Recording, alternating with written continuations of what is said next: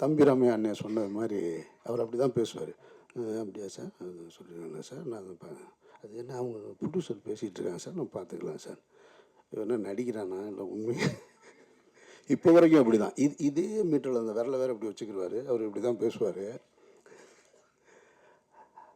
அப்போ எனக்கு என்னென்னா, ஒரு பெரிய ப்ரொடியூசரு தெலுங்கில், அப்போ ஒரு சௌத்ரி சார் சூப்பர் குட்டில் தெலுங்கில் ரீமேக் பண்ணிக்கிட்டு இருந்த டைம், நிறைய படங்கள் பண்ணிக்கிட்டு இருந்தாங்க. கொடுக்க வேண்டிய நான் தானே. அப்புறம் அவர் தெரில. அப்புறம் நான் கொஞ்ச நேரம் நின்று பார்த்துட்டு, நமக்கு ரொம்ப நேரம் நிற்கிறதுக்கு வேலைக்கு ஆகாது, நான் கிளம்பிட்டேன். அப்புறம் படம் ரிலீஸ் ஆயிடுச்சு.